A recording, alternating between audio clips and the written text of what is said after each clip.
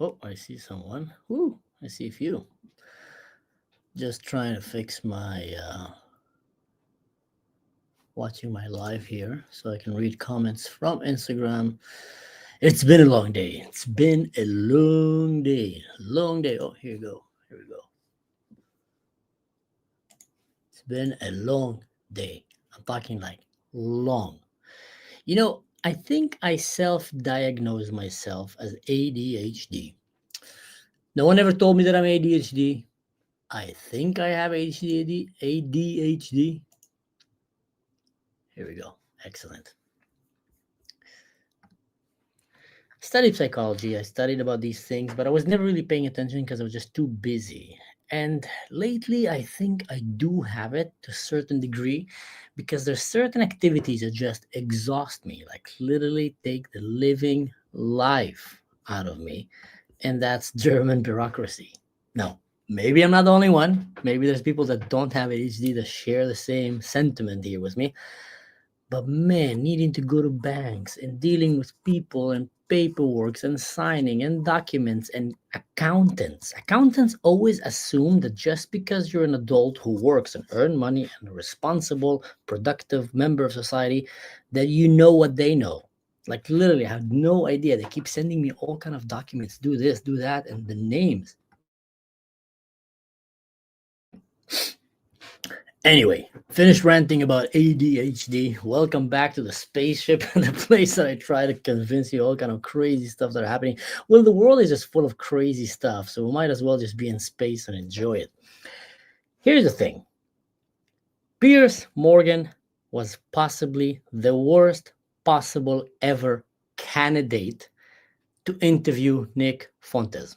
Literally, probably the worst possible show to host that guy. And I know his intentions were probably good, but you see, you just saw there the extreme difference of generations of understanding and the way that the younger generation, the younger world starts seeing things, which in some ways, I never thought I would say that. I kind of agree with Nick on a few things.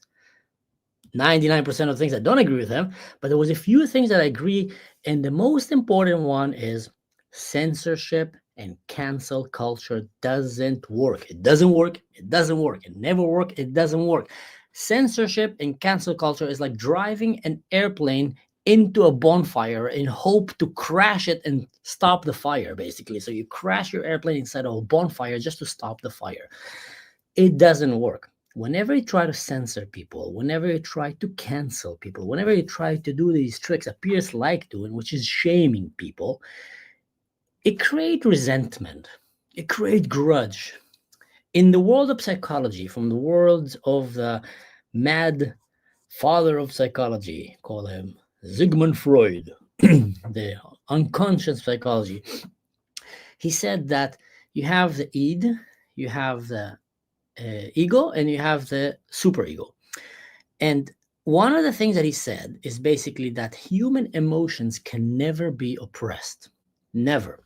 And it's like a kettle that you put tea or water in it and you heat it up. And if you duct tape it all and just glue it and stop it and you heat it up, the steam is going to come out one way or another. It's going to explode. It's going to blow up. It's going to find a hole, shoot outside, and go outside. You cannot stop the steam. And the same thing with humans' emotions, human thoughts, humans' feelings, and etc. And that's why it's actually better to have ways to regulate these emotions, these feelings, these thoughts, rather than try to oppress them. Great example is someone who didn't know how to handle his emotions at a younger age who ended up becoming a serial killer, ended up becoming a very aggressive person. But then again, you have the lawyer that have the same tendencies like this guy, but he went boxing once a week. He went and played PlayStation with his friends. He did something that regulated, that brought out this aggression. So aggression is one example. Sexuality is one example. Mental health in many ways is one example. You cannot oppress, you cannot suppress, you should not censor and cancel people. Watch this video because look what happened. Piers ended up giving Nick the greatest platform ever that he can ask for. Like literally, he ended up being an amplifying voice for a borderline Nazi-like misogynist, racist person that just spits, crazy stuff out there. And Piers just ended up not only giving him a platform, but also getting his crowd to cheer more. Watch this video of Nick celebrating his victory over Piers and just understand how they see it. Come on now. Come on, give it up. W's in the chat. W's in the chat. Generational run doesn't stop. Generational run never stops. This is the eternal run. And we ended 2025 very strongly. I think this might be one of my last major collaborations this year. I still got a couple planned, but this is like the last big one, I think. And we ended on a great note. I'll be honest with you. I was a little nervous about this one. I was a little nervous. It's been a while since I did a combative interview with a liberal before. But I locked in. That's that simple. I got dialed in. I locked in. I prepared. I strategized. I studied. And I came out on top, the reigning champion. Who's left? Who's even left? What else you got? What else you got? What time is it, huh? Broken clock, right again.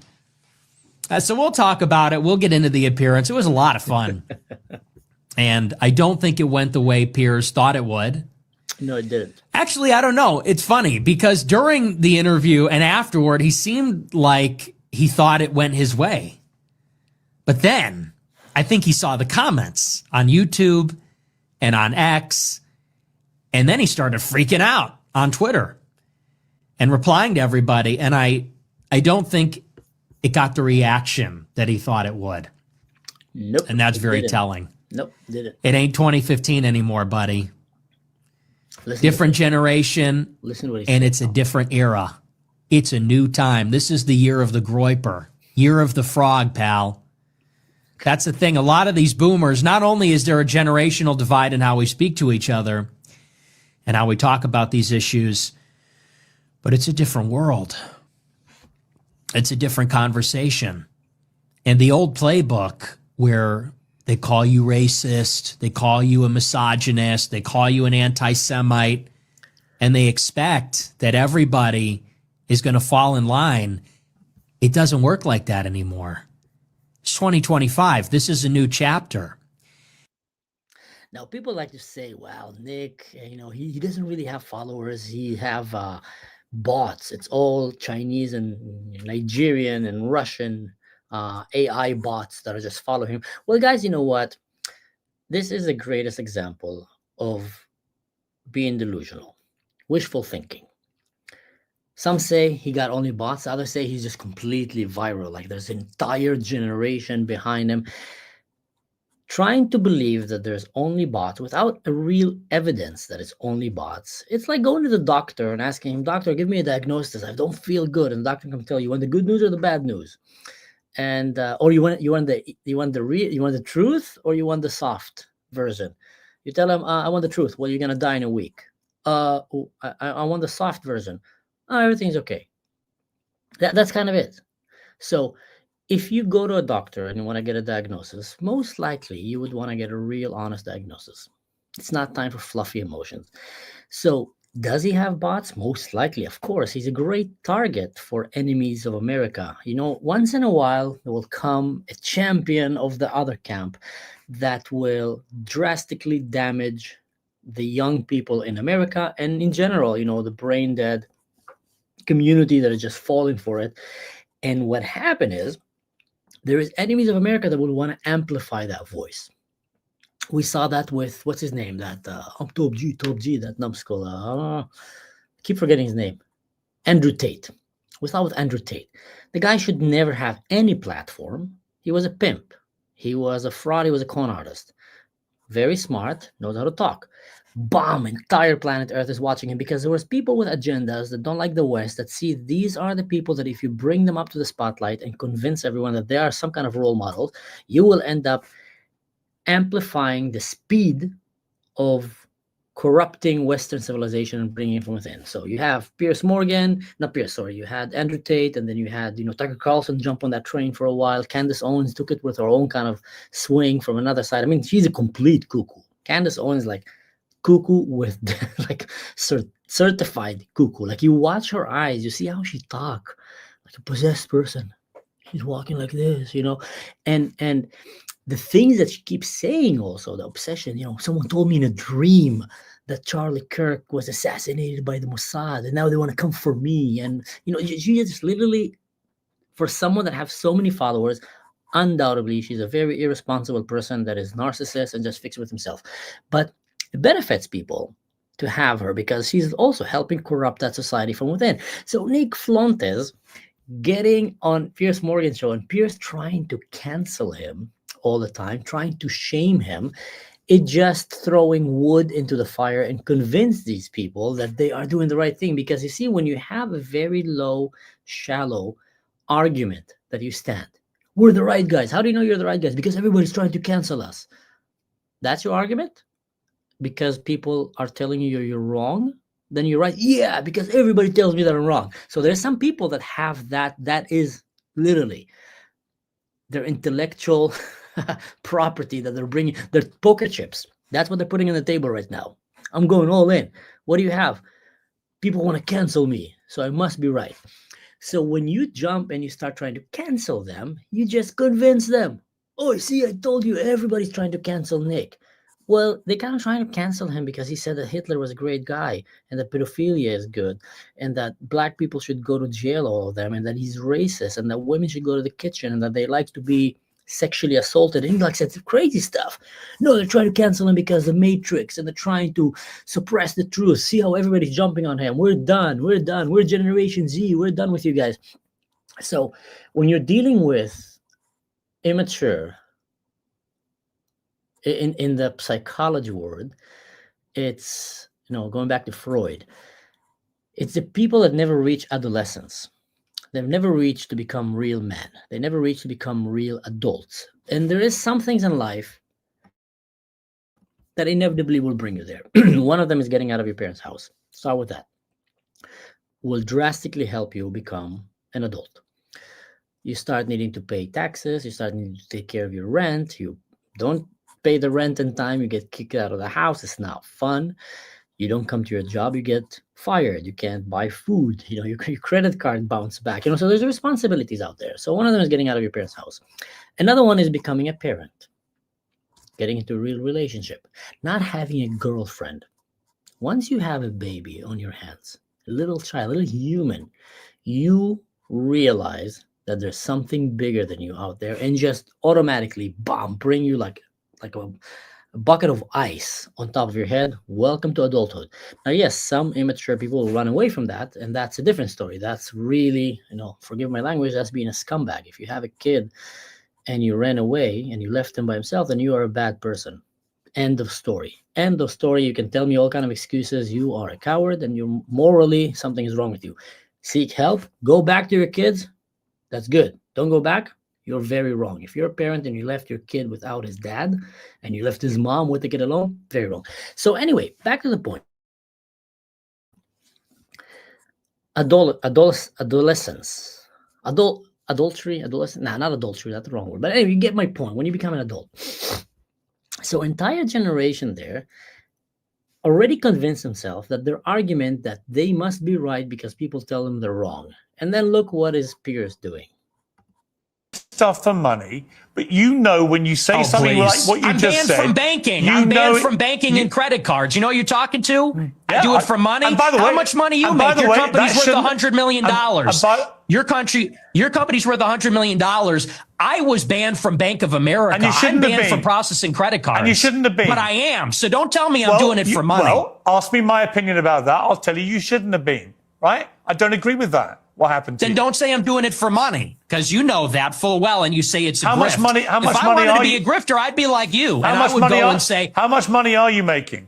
I'm making a lot of money now. Yeah. Now that I'm the #1 live streamer in America, because people agree with me more than they agree with you. We're tired of hearing about slavery and the Holocaust and Jim Crow. We're done hearing about that. You guys overplayed your hand. I'm not done hearing about that. okay, well, your generation's on the way out, and Generation Z is coming up, and we're finished with that. We're ready to take our country back. I've got three we're sons. not listening I've to got crying three minorities sons anymore. I've got 3 sons, and they don't share your views about slavery and about the Holocaust. They can have decency and compassion and humanity about some of the worst things that have happened in the last 150 years or more. They can do that, and they can also have concerned views about issues like immigration and other issues. The two things are not mutually incompatible. I'm an iconoclast. The Holocaust is not my religion, and it is treated like a religion. It is treated like a religion with dogma, with blasphemy laws, and that secular religion says, and you say that's a crock of shit.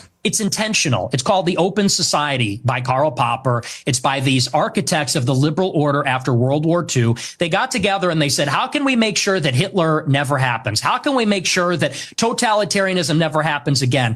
And they came up with the consensus, which is that we need to take down nations, religions, fathers, the authoritarian personality. We need to be empathetic and altruistic. We need to be diverse and pluralistic. And that experiment isn't working. And I'll tell you the truth right now, and you can laugh at this, you can scoff at this. He's just throwing a lot of words. He had a point in the beginning, but then what he does is it's like a very good trick of con artists. They just they get your attention about something that is emotional. Like, yeah, people don't like being censored. People don't like the people try to oppress and shove propaganda down their mouth. And then he just throws a lot of fancy words in the air, talks really fast, and it confuses like a snake, the cobra that starts moving, and like his eyes are going, he's talking so fast, but he's not making any serious point here. Like literally, from the beginning, he made one good point, and then he just went on a rant. That's what Nick does all the time. Our people are being genocided in our country. 50% of the live births in the United Kingdom and in the United States are non-white. In 100 years, my ancestors, your kids who are so empathetic and compassionate, they're going to be a minority. They're going to be a minority in maybe a Muslim country, an Indian country, an Hispanic country. And these Jewish people that are 100 years old talking about my grandparents and the Holocaust, they don't care about that. Actually, they like to see it. At the SPLC, they're literally counting down the days until whites are a minority in America. So forgive me if I don't believe them when they talk about compassion. There's a genocide going on right now. So there's no genocide going on right now. People just throw that word way too easily, way too responsibly. Which genocide are you talking about? Yes, in Sudan, there is a genocide. Yes, the Holocaust was a genocide. White people not making enough children and then allowing Muslims to come to the country that make way more children than them, it's not a genocide. Abortion clinics, like it or not, is not a genocide. So every adult that will sit with him will easily come and say, shh, kid, you're embarrassing yourself. So go play PlayStation. Our creators, create game, go StreamYard, stream, go Twitch, go do that. Stop talking. But you just give him a mic. You just let him talk and throw rants. And I said, there's a base ground of people that their entire reason that they admire this guy is because they watched him play GTA while he was chasing Ben Shapiro with a baseball bat. Like he created a GTA world, or he joined one and he streamed himself running with a baseball bat after Ben Shapiro. Or he was talking about what he want to do to the Charlie Kirk show. So it's just a kid, a keyboard bully on steroids that is being amplified and now has been given a platform, and everyone behind him believes that he is their messiah just because he's like, yeah, they're trying to cancel him. But something else have been happening and have been cooking in the United States on planet Earth that did lead us to this place. You don't wake up just one morning and having the champion of the other camp being a complete racist, misogynist numbskull that is literally talking things that are not true, that are easily debunked, but everybody follow him. There was a degradation of society. There was an attempt to bully and oppress and silence mostly conservative young men, young boys, young teenagers, keep telling that they're wrong. And it actually came mostly from the left, by the way. Yeah, you're evil because you're white. You're evil because you're successful. You're evil because you're Christian. How dare you? How dare you say that BLM was a fraud? How dare you say that George Floyd was a drug dealer and a criminal? How dare you say he's our hero, you know? So they were forcing that reality on young American men, and somehow it got tied with a lot of other conspiracies just jumped in. They saw like a fertile ground for conspiracies. You hate the Jews, jump on it. That's our chance now to get the right to hate the Jews. You know, it's a conspiracy. Everybody loved that. And they started jumping on him. And then these kids who were being oppressed and oppressed and oppressed, one day wake up and they see Andrew Tate, and he somehow became the healthy image of masculinity. And then Candace Owen, whose husband is the best friend of Andrew Tate, start like inviting him. And then Tucker Carlson jumped on that road and became, a PR agent for mass murderers and dictators and terrorists, literally inviting, Khomeini and the Islamic Republic of Iran, giving them a chance to clean their name, Putin, meanwhile bashing Israel, and now calling, what's his name, Nick Fuentes, and not even challenging for a second, just giving him a chance to explain how he's being misunderstood, because they realize, all these people, that there's a young generation that has been pushed down, censored, oppressed, canceled, told that they're no good, and now they're just being fed up. So there's a lot of energy coming there, and that energy needs someone to help navigate it. It's like a fire hose that is just about to explode. You just need someone to hold it and aim it at the fire, for the water to stop the fire, but actually it's just going all over because you gave a monkey to hold the fire hose. It's just splashing everywhere. So Charlie Kirk, in some way, was a very good role model and direction to help that. But let me give you what Nick actually nailed it in this video. It's hard not to agree, like him or not, explaining why do all these people support him right now? How come Nick raised to fame so fast, so strong, someone that should definitely not be in the front line of social media and a role model for anyone? Watch this. And Tucker and the rest of them don't understand is that I am extremely popular. And I'm not extremely popular because the economy's bad. I hate to tell you that. They all want to tell the story that the only reason I'm popular is because of disaffected young white males can't enter the job market because housing prices are out of control. I'm extremely popular, and it ain't because of the job market. I became popular this year because this is the first year that I was completely uncensored. I became popular this year because in the intervening 3 or 4 years when I was censored, everybody got radicalized. Everybody got radicalized at home when they were locked down during the pandemic, and they watched the BLM riots, and they saw the lies from the mainstream media about the vaccine and about the virus itself. And they saw the Ukraine war, and they saw the Biden administration and what they attempted to foist on us, how they tried to jam that down our throats and tell us everything's okay. People in the past few years have gotten black fatigue, Israel fatigue, woke fatigue, everything you want to say. In the intervening 3 years, when I was banned, everybody caught up with me. Everybody got as radical as me, so that by the time I became uncensored, it was a match. By the time I became uncensored, there was a general public that had an appetite for it already. I maybe didn't even necessarily make them red-pilled. I didn't make them racist, sexist, the rest of it. They were those things. They had an appetite for those things. They had those feelings. They had those thoughts. And then I was allowed on Instagram, and I simply said them out loud. And for that, I became extremely popular this year. And again, not because they're mad about jobs, but because they see the behavior of black people in these cities after the George Floyd deconstruction of the police departments. It's social and cultural. They agree with what I say about that issue. Because throughout 2023 and 2024, we saw Israel committed genocide against Gaza, and we saw our Jewish-controlled media run cover for it. We saw one Jewish broadcaster after another from various Jewish media conglomerates give totally biased coverage. People like Ben Shapiro that obviously care far more about Israel. All they could do was talk about anti-Semitism and the Holocaust, while out of the other side of their mouth, they were saying, kill them all. There's no innocence. Kill the children. So here's the thing. This is easily debunked. First of all, there was no Jewish influencers that kill them all, kill the children. If they did, that's very stupid and very wrong. It was definitely not a mainstream. Second of all, it is beyond any doubt for any responsible adult, someone with half a brain cell in his head, that there was no genocide in Gaza. There was literally no genocide. Actually, it was the most humane anti-terror warfare in the history of modern warfare.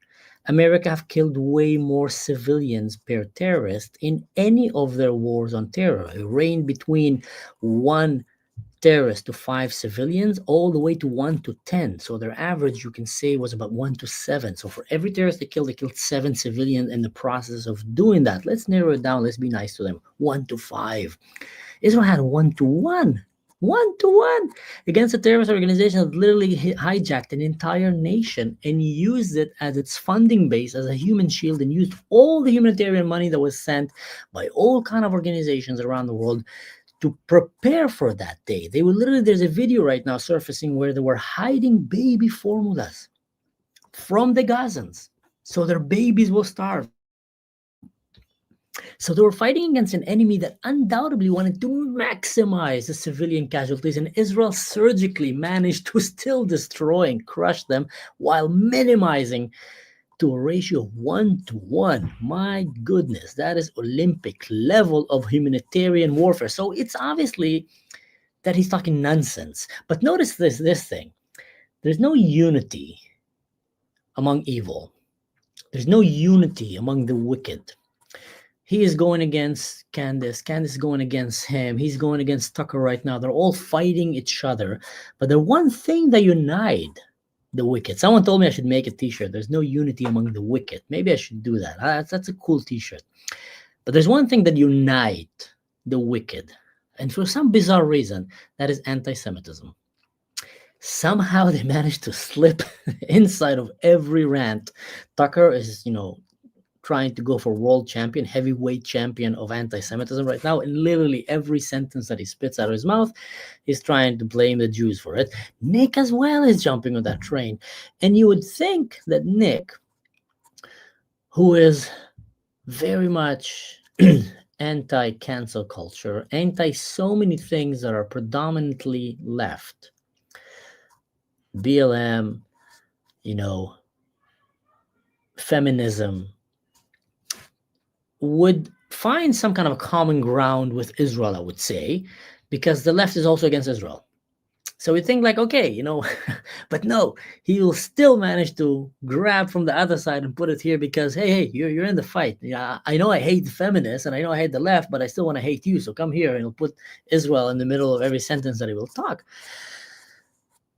And that is, ladies and gentlemen, the generation that we're dealing with, and that we shouldn't ignore, and we shouldn't make excuses. We should understand that behind Nick, there's a lot of people that know that he's a racist, that know that he loves Hitler. They actually like it that he likes Hitler.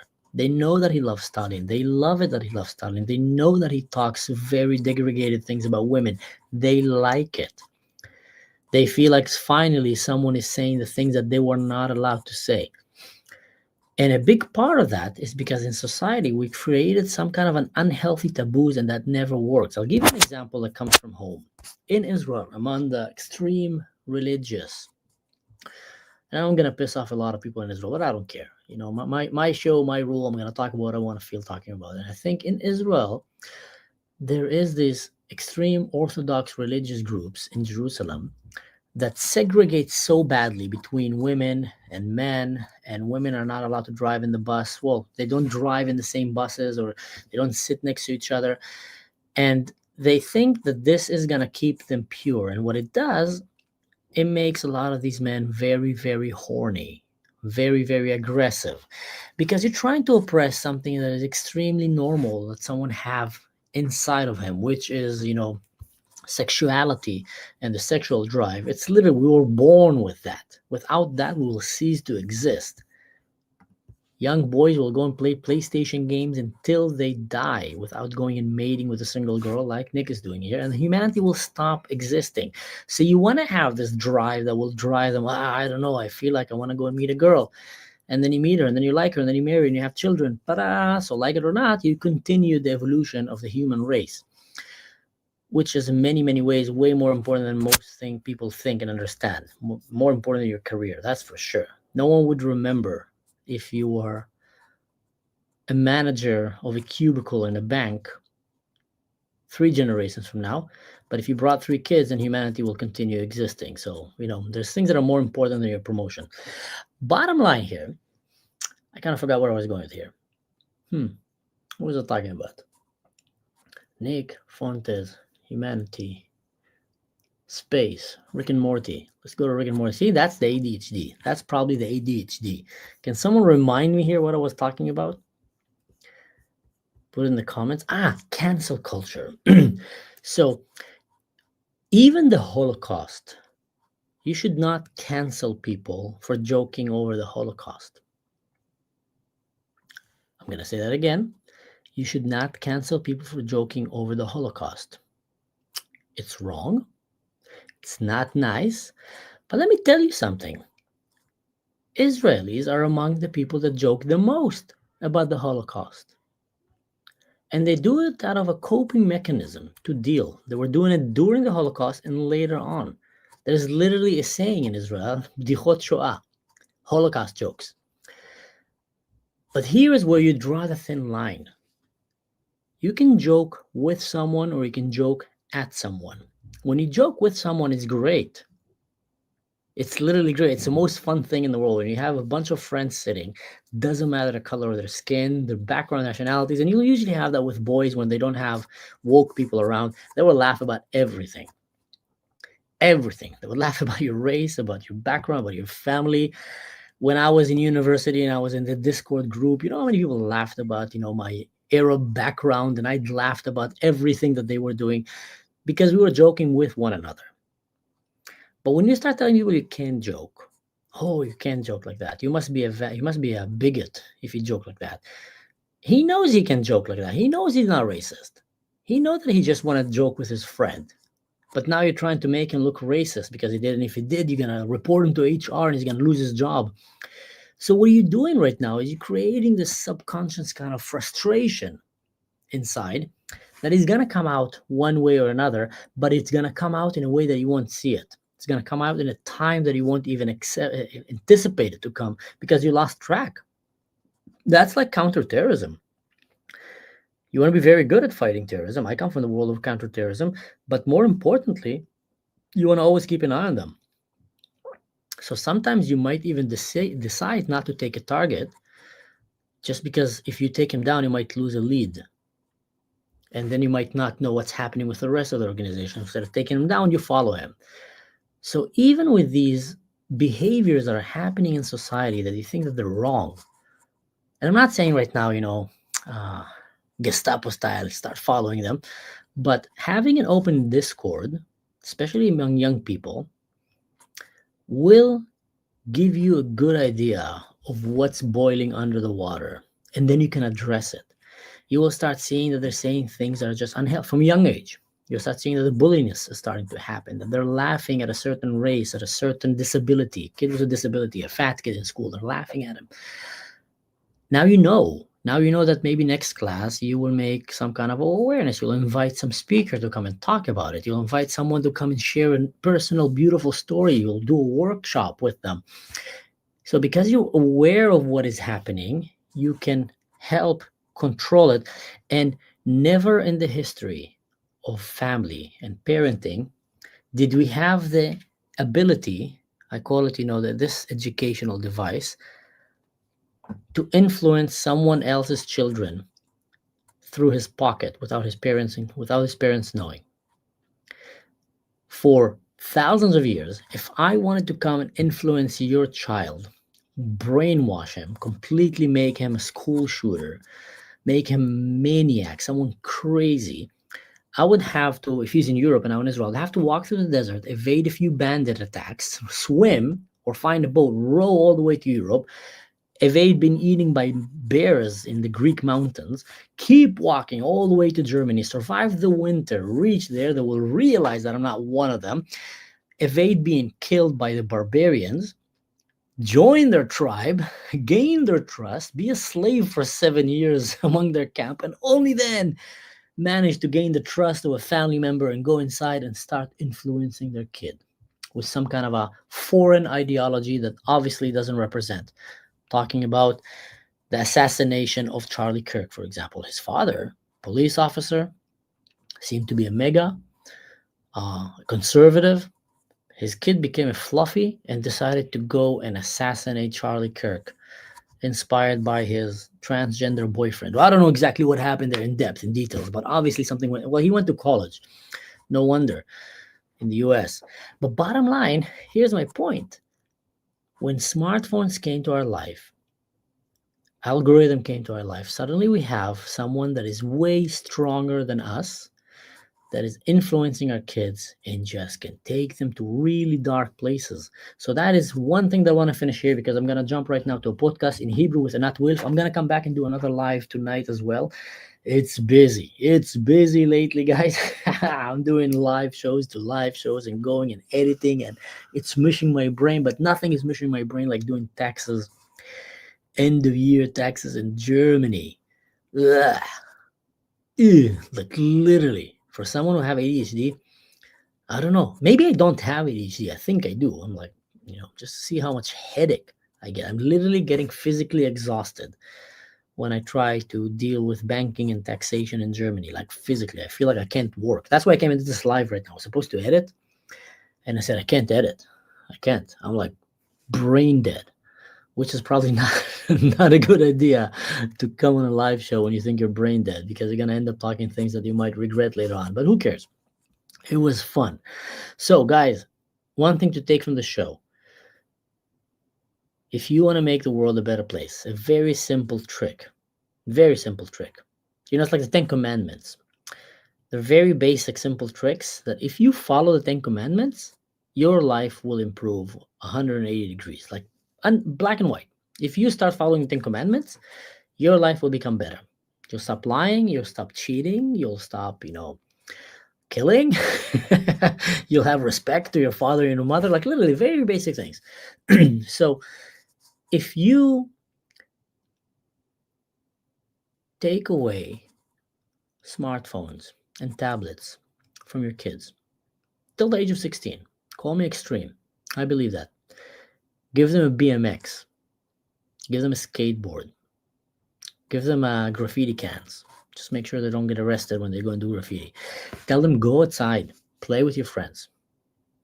Send them to a play. Send them to a music class. Ballet class. Art. Summer camps. Teach them to make bonfire. Send them outside. It worked for 4,000, 5,000, 6,000 years. It's been working.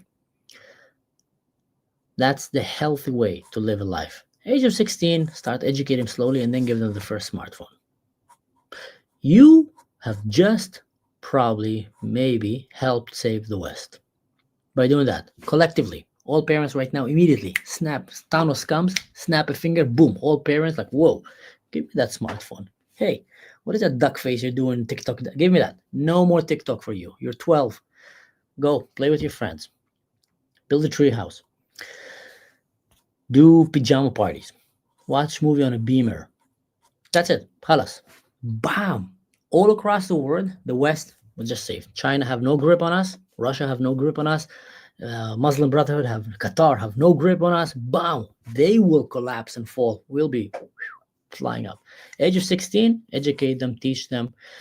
You want to give them hand and eye coordination, with AI, have a hologram where they can do tricks. I don't know. Let them play an Unreal Tournament, old school games, Prince of Persia, Mario Kart with each other. There's a difference between computer games today than back in the days. Back in the days when we played computer games, we used to go to a friend to sit together, and then we'll start arguing who's going to play on the remote or the keyboard, and then we'll watch one another play. And the games were difficult and hard. It was like only 3 lives. So you learn to become good at the game. You learn to enjoy it together. You'll do a sleepover. It was a social thing. Nowadays, it's the complete opposite. Computer games are just addictive, extremely addictive, and the whole idea is put the headphones and let them talk to someone he doesn't know and rage quit and I don't know what. So even that, everything need to change. Everything need to change because we're seeing it's not working. Either way, stay safe. See you next time. And I'm gonna jump on the next podcast. It's gonna be in Hebrew on Khalifa's channel with Anat Wilf, which was a former Shabak member, former Knesset member. No, she wasn't Shabak. She was Shmonim at time. Brilliant politician and historian called Anat Wilf. And we're going to have a show with her on Khalifa's channel in Hebrew. I'm not going to put it on my channel because in Hebrew, but if you're interested, go and watch it. It's starting in 7 minutes. Till then, guys, stay safe. Don't do anything stupid. And in general, don't do anything that I would do. Oh, and don't forget, go and check my Patreon, like, share, subscribe, find a practical way to support my channel. After all, I am the only Druze podcaster in English on planet Earth as far as I know. So if you want to help endangered species that are trying to have a voice, you found one here. You can come, or anyone else that you want to go and support him. I will highly recommend, as long as they are standing on the side of good and preaching the word of good and peace and kindness. Stay safe. See you next time.